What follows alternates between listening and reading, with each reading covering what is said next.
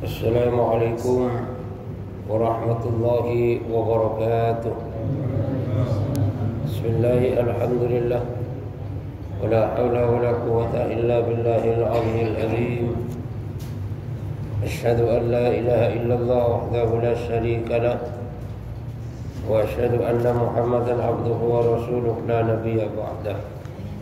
Allahumma shalli wa sallim wa barik ala sayyidina Muhammadin wa ala alihi wa sahbihi ajma'in, amma ba'du. Yang kami hormati para ulama, para ustaz, hadirin hadirat, bapak-bapak, ibu-ibu yang dimuliakan Allah Subhanahu wa taala. Alhamdulillah, Allah Subhanahu wa taala masih memberikan kesempatan kepada kita, masih memberikan kekuatan kepada kita, masih memberikan kemudahan kepada kita, sehingga kita masih bisa melaksanakan salat maghrib secara berjamaah. Kita lanjutkan dengan majelis taklim.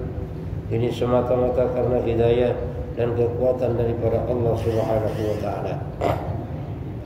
Maka mudah-mudahan seluruh ibadah yang dilakukan diterima oleh Allah Subhanahu wa taala, menjadi sebab dosa kita diampuni oleh Allah, menjadi sebab dosa orang tua kita, mertua kita, keluarga kita, guru-guru kita, orang kampung kita, bahkan umat seluruh alam diampuni oleh Allah, menjadi sebab selamat daripada api neraka dan masuk surga tanpa dihisab oleh Allah Subhanahu wa taala. Kita lanjutkan kajian kita. Bismillahirrahmanirrahim. Qala al-musannif rahimahumullah, an Asim an Muhammad bin Labid anna Nabi sallallahu alaihi wasallam qala akhwafu ma khafu alaikum asyirkul asghar. Diceritakan daripada Asim bin Muhammad bin Labid, sesungguhnya Rasulullah sallallahu alaihi wasallam bersabda, yang paling aku takutkan dari sesuatu yang saya takutkan atas kalian semuanya adalah syirkul asghar. Jadi syirik kecil. Ini merupakan hal yang sangat ditakutkan oleh Rasulullah SAW pada suatu saat menimpa umatnya. Makanya Nabi bersabda di depan para sahabat dengan penuh kerisauan, bahwasanya yang sangat ditakutkan nanti akan terjadi kepada umatnya, yaitu syirik kecil. Nah, makanya mendengar sabda Rasulullah SAW itu, maka para sahabat yang ada bersama beliau langsung bertanya, qalu ya Rasulullah, wa ma syirkul asghar? Sahabat bertanya, ya Rasulullah, apakah syirik kecil itu? Qala riya. Maka Rasulullah SAW menjawab bahwasanya syirik kecil itu adalah riya. Riya ini Pak, boleh dikatakan pamer lah. Riya ini, jadi setiap amalannya pinginnya dilihat orang. Lah orang riya ini biasanya kalau lagi banyak orang ibadahnya semangat, tapi kalau lagi sendirian ibadahnya malas. Ini tanda-tanda orang riya. Itu adalah syirik kecil. Dan orang riya ini dia beribadah kepada Allah Subhanahu wa taala bukan karena Allah tapi karena yang lain. Bisa juga karena pimpinannya, bisa juga calon mertuanya, bisa juga karena temannya. Pendek kata, orang yang riya ini dia ibadahnya bukan karena Allah tapi karena selain Allah Subhanahu wa taala. Sehingga kalau seseorang ini ibadah karena riya, maka di situ akan banyak merasakan kekecewaan. Ini kalau orang ibadah karena riya. Suatu contoh, misalnya ada seorang karyawan, dia ingin mengambil hati bosnya, dan ketepatan bosnya ini di masjid. Bosnya ini orang soleh, maka karyawan tadi coba-coba datang ke masjid bosnya, Dia datangnya paling awal sebelum azan. Sholat sunatnya dipanjang-panjangin. Kemudian baca Quran dikencengin, dasar suaranya bagus.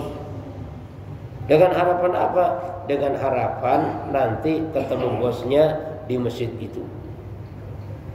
Sehingga kalau sudah ketemu bosnya, dengan harapan bosnya akan perhatian sama dia.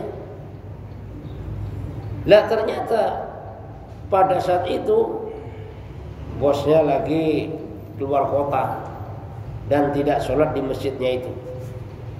Apa yang terjadi? Maka karyawan tadi kecewa. Ya udah dandan bagus, sudah sholatnya panjang-panjang, udah baca Quran dikencangin, gak taunya bosnya gak ada. Ini kan merupakan satu kekecewaan. Nah, jadi orang yang ibadah karena ria, maka siap-siap saja orang ini akan kecewa. Kenapa? Karena orang ria ini pengennya hanya dilihat orang saja.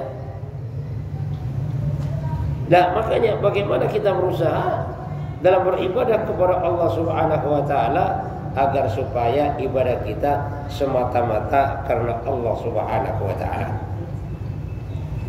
Dan memang Pak, sifat manusia itu pengennya selalu dipuji, pengennya selalu dipandang. Itu sifat manusia. Nah, makanya untuk menghilangkan sifat demikian itu memang gak mudah. Kita perlu perjuangan sampai akhirnya kita sampailah kepada titik ibadah semata-mata hanya karena Allah Subhanahu wa taala. Itu merupakan satu perjuangan. Karena ria ini kebalikan daripada ikhlas. Orang ikhlas berbuatnya semata-mata karena Allah. Maka tanda-tanda orang ikhlas ini, ada orang, gak ada orang, ibadahnya sama saja. Ada orang dia rajin, gak ada orang pun juga rajin. Kenapa? Karena ibadahnya semata-mata hanya karena Allah Subhanahu wa taala. Beda dengan orang yang riya tadi, pengennya selalu dilihat orang. Dan riya ini biasanya gandengannya sum'ah. Sum'ah ini pengennya didengar orang. Bagaimana setiap dia berbuat baik agar supaya orang ini dengar. Ini sum'ah. Lalu bagaimana agar kalau orang takut riya? Sebenarnya Pak, kita ibadah itu nggak usah takut riya. Misalnya gini, saya ke masjid takut riya, di rumah saja. Makanya kata Imam Syafi'i, bahwasanya kalau seseorang ini meninggalkan suatu ibadah karena takut riya, maka sesungguhnya dialah orang riya. Jadi misalnya kita ke masjid takut riya, itulah riya sebenarnya. Nah, makanya bagaimana kita berusaha agar supaya ikhlas. Nah, lalu bagaimana supaya kita mencapai ikhlas itu? Agar supaya kita mencapai ikhlas, maka di situ kita harus istiqomah. Jadi ikhlas ini akan diberikan oleh Allah Subhanahu wa taala kepada orang yang di dalam amalannya ini menjaga daripada istiqomah. Nah, lalu bagaimana supaya kita istiqomah? Agar supaya kita istiqomah, ya harus kita memaksakan diri, Pak. Itu supaya kita istiqomah. Paksakan diri. Kenapa? Karena orang lain nggak mungkin maksa kita. Maka agar supaya kita bisa istiqomah, diri kita lah yang harus memaksakan diri kita sendiri. Sehingga nanti kalau kita sudah biasa memaksakan diri, maka akan sampailah kita kepada yang namanya sifat istiqomah. Kalau sudah punya sifat istiqomah ini sangat luar biasa.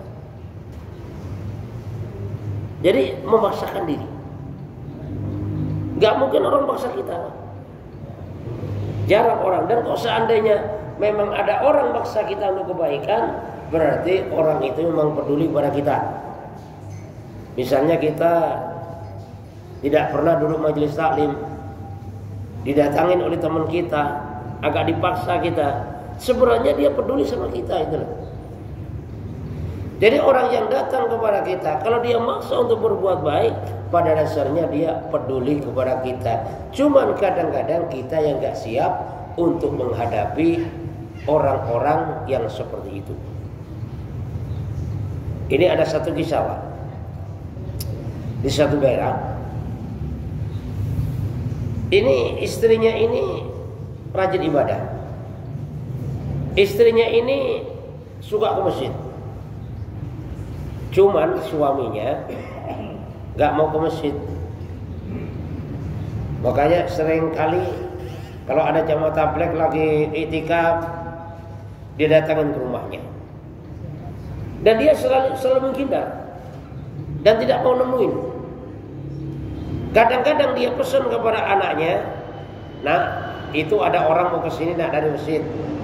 Bilang kalau bapak gak ada ya nak. Bilang saja kalau bapak pergi." Padahal ada di rumah, cuma dia pesan kepada anaknya, suruh bilang kalau bapaknya pergi. Bahkan diceritakan suatu ketika gini, Pak. Dia ngumpet di belakang pintu. Bilang sama anaknya, "Bapak pergi."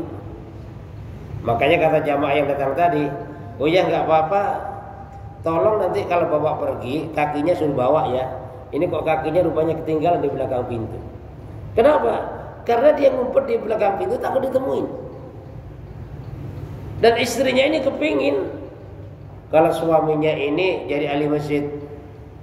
Makanya suatu ketika lagi ada jamaah tabligh iktikaf, istrinya ini bilang sama jamaah, "Pak, tolong Pak, jemput suami saya. Saya pengen suami saya ke masjid. Dan suami saya berat ajak ke masjid. Lah makanya nanti bapak jemputnya jangan berdua. Paling enggak ada berenam, Pak. Nanti ada yang nyegat di pintu belakang, ada yang nyegat di pintu depan.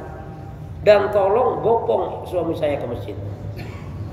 Nah, karena jamaah tabligh Pak dikasih sinyal seperti itu, langsung datangin ke rumahnya, dipaksa itu dibopong Pak ke masjid.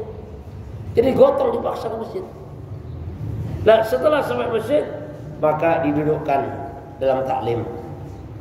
Maka dalam taklim itu dia dengar bagaimana pentingnya sholat, bagaimana pentingnya ke masjid, bagaimana pentingnya baca Quran, bagaimana pentingnya berzikir, bagaimana pentingnya silaturahmi. Maka taklimnya itu yang merupakan pesan Allah dan pesan Rasulullah, yang berupa keuntungan-keuntungan itu ternyata menyentuh hatinya. Kayaknya hatinya tersiramin. Maka dari situlah dia tersadar, sampai akhirnya dia ikut iktikaf. Bahkan dia terus istiqomah menjalankan perintah Allah Subhanahu wa taala. Tapi hal yang demikian ini kan memang jarang terjadi, Pak. Jadi seorang istri yang sampai nyuruh orang agar suaminya dibopong ke masjid itu belum tentu 1001, Pak.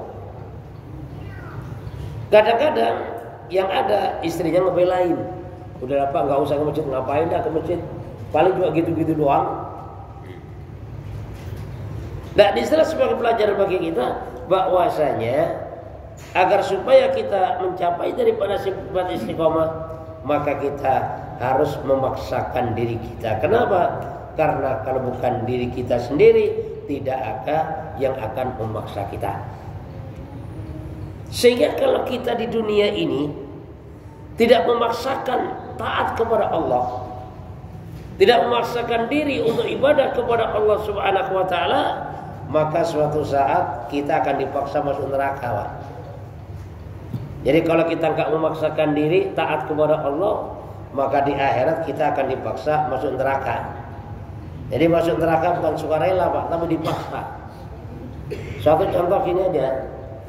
Masuk penjara. Orang yang masuk penjara itu tidak ada yang sukarela. Yang namanya masuk penjara itu pasti dipaksa itu. Bahkan saking takutnya orang masuk penjara, di saat dia tersandung kasus hukum, maka berbagai macam cara dia lakukan. Bayar pengacara dia mahal-mahal. Kenapa? karena takut masuk penjara. Nah, tapi dia tidak mengindahkan daripada hukum yang ada itu kan. Lah makanya orang masuk penjara itu dipaksa. Kenapa dipaksa masuk penjara? Karena dia tidak memaksakan dirinya untuk patuh kepada hukum negara yang ada.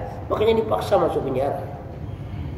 Nah itulah ibaratnya, kalau kita tidak memaksakan diri taat kepada Allah, tidak memaksakan diri ibadah kepada Allah Subhanahu wa taala, maka suatu saat kita akan dipaksa untuk masuk ke dalam neraka. Nah, makanya di saat sekarang kita masih di dunia ini, kita paksakan diri kita taat kepada Allah Subhanahu wa taala, maka di akhirat kelak kita akan tersenyum memasuki surganya Allah Subhanahu wa taala. Yaqulu Allah taala lahum yawma yujazil ibada bi a'malihim idhabu ila alladziina kuntum tara'una lahum fid dunya fanzuru hal tajiduna indahum khaira. Maka Allah Subhanahu wa taala berfirman kepada mereka, di mana di hari yang di mana Allah Subhanahu wa taala membalas daripada setiap amalan seorang hamba. Makanya orang-orang yang beramal karena riya, dia beribadah bukan karena Allah Subhanahu wa taala, maka diusir oleh Allah. Idhabu ila alladziina kuntum tura'una lakum fid dunya. Udah sekarang pergilah kalian. Pergilah kepada orang yang dimana kamu dulu ibadah karena dia. Kalau memang dia ibadah karena atasan, pergilah ke atasanmu. Kalau dia ibadah karena mertua, pergilah ke mertuamu. Kalau dia ibadah karena teman, pergilah ke temanmu. Fanzuru al tajiduna indahu khaira. Coba perhatikan, kalian lihat, adakah kebaikan yang akan kau dapatkan di sana? Itu merupakan satu kemarahan Allah Subhanahu wa taala kepada orang yang beribadah bukan karena Allah. Jadi besok di saat di hari pembalasan diusir kepada Allah, silakan kalian minta pahala kepada orang yang dimana dulu kalian ibadah karenanya. Ya, makanya hati-hati Pak. Kita berusaha jangan sampai kita ibadah bukan karena Allah Subhanahu wa taala. Karena kalau kita ibadah karena mertua, disuruh minta pahala kepada mertua. Kita ibadah karena istri, disuruh minta pahala kepada istri. Kita beribadah karena atasan, disuruh minta pahala oleh Allah kepada atasannya. Sedangkan pada saat itu tidak ada yang bisa memberikan pahala kecuali hanya Allah Subhanahu wa taala. Qala al-Faqih rahimahullah taala, innama yuqalu lahum dzalika li'anna 'amalahum fid dunya kana wajhal jida' fa ya'amiluna fil akhirati 'ala wajhil qida'. Abu Al-Samarqandi mengatakan bahwasanya amalan mereka di dunia itu semata-mata karena menipu. Makanya saat sampai di akhirat, kata Syekh Abu Al-Samarqandi rahmatullah alaih, maka dia pun juga dalam keadaan tertipu. Ya. Karena orang-orang yang riya ini, dia beramal, dia beribadah, sebenarnya dia menipu. Menipu siapa? Menipu dirinya juga. Kan? Menipu temannya. Ini kondisi orang riya. Ya. Makanya wajar kalau di akhirat kelak dia tidak mendapatkan ibadah, tidak mendapatkan pahala daripada yang namanya ibadahnya. Tapi bukan berarti takut riya terus kita nggak ibadah, bukan seperti itu. Udah ibadah saja.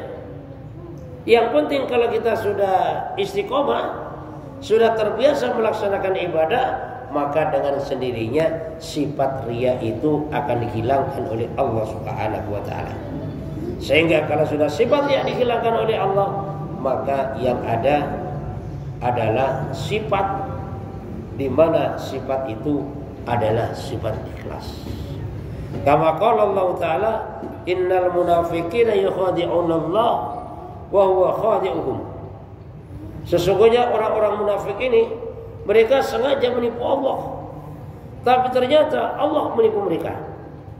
Yakni yujazihim jasal khilaf fayabtulu sawa ba'amalihim.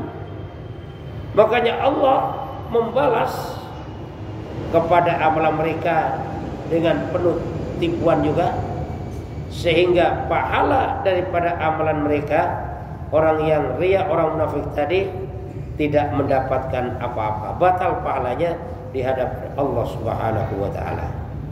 Dan makanya kita belajar, ya. Kita belajar agar supaya terhindar daripada yang namanya sifat riya. Makanya kembali lagi untuk menghindari, ya, untuk menghilangkan daripada sifat riya itu, yang jelas kita harus belajar daripada yang namanya istiqomah. Ya, contoh gini, Pak. Contoh karyawan yang baru masuk kerja. Biasanya karyawan yang baru masuk kerja itu dia kerja bukan setulus hati, tapi dia kerja karena atasannya, dia kerja karena gajinya dan sebagainya.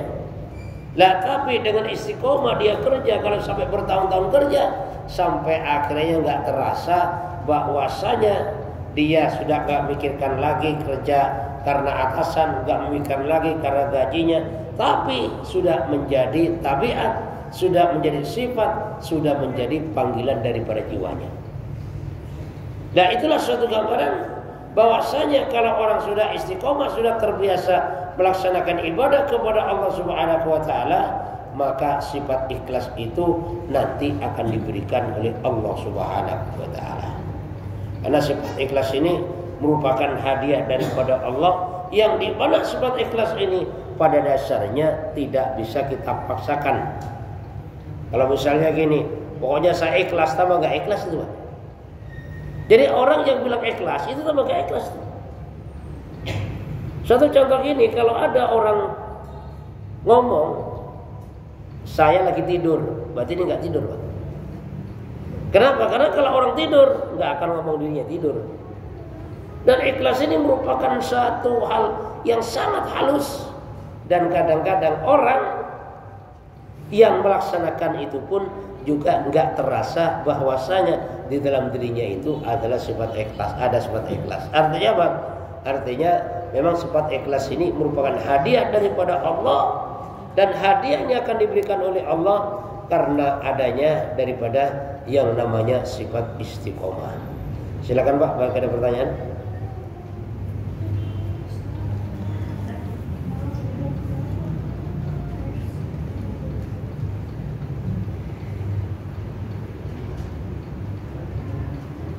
Kalau nggak ada, saya lanjutkan. Wa yaqulu lahum, Allah Subhanahu wa taala berfirman kepada mereka, idzabu ila alladzina amantum li ajlihim fa innahu la sawaba li a'malikum indi. Silakan kalian pergi kepada orang yang kamu beribadah karenanya, karena sesungguhnya kalian ini tidak ada pahala dariku, kata Allah.